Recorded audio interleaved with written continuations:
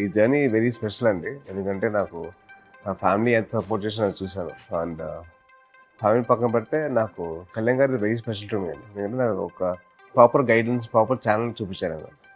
ఈ particular place ఏదైతే నువ్వు కోర్స్ యాక్టింగ్ కోర్స్ చేయొచ్చు అని 3 చోట్ల పంపించారు. ఒకటి వైజాగ్ సత్యనారాయణ గారి దగ్గర, తర్వాత బాంబే బ్యారిజాన్ గారి దగ్గర, తర్వాత హైదరాబాద్లో అర్ణబ్ విశ్వ గారి దగ్గర పంపించారు. సో ఒక పర్టికులర్ ట్రైనింగ్ అయితే ఇచ్చాను ఆయన. అండ్ అలాగే నన్ను గైడ్ చేసుకుని వచ్చారు.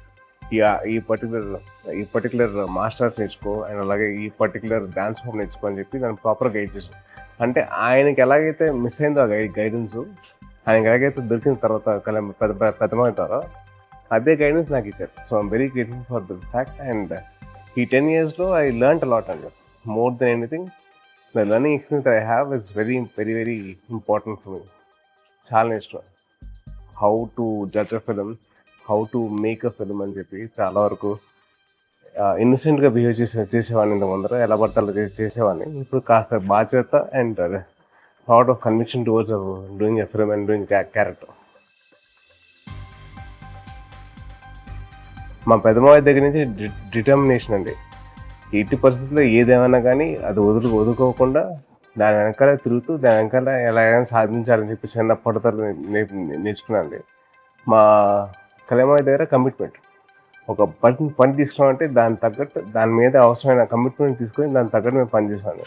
సో ఆ కమిట్మెంట్ అనేది మా కళ్యాణమావయ్య నేర్పించారు. అండ్ మా మావయ్య దగ్గర అయితే నవ్వు, అంటే ఏ సిచ్యువేషన్ వచ్చినా కానీ ఎలాగైనా కానీ నవ్వుతూ ఎదిరించు, ఎలాగైనా నవ్వుతూ హ్యాపీగా చూసుకో, అది ఎలాంటి సిచ్యువేషన్ అసలు ఈజీ అయిపోతుందని చెప్పి. సో ఇందట్ ఇలాంటి రాదు మా ముగ్గురు బాగా నన్ను గైడ్ చేశారు.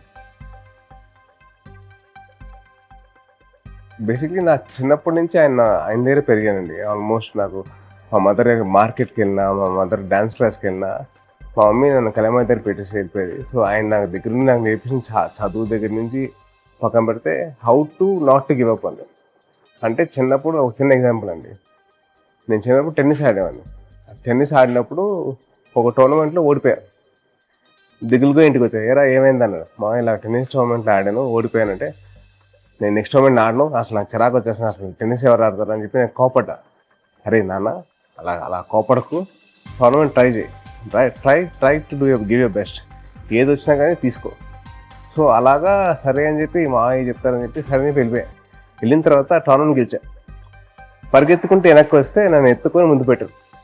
సో అది మైండ్ ఉండిపోయింది. అంటే నాట్ టు గివ్ అప్, ఎట్టి పరిస్థితుల్లో ఏది వచ్చినా కానీ ఎదుర్కో, సమర్థవంతంగా ఎదుర్కో అండ్ ఎలాగైనా నువ్వు సాధిస్తావు.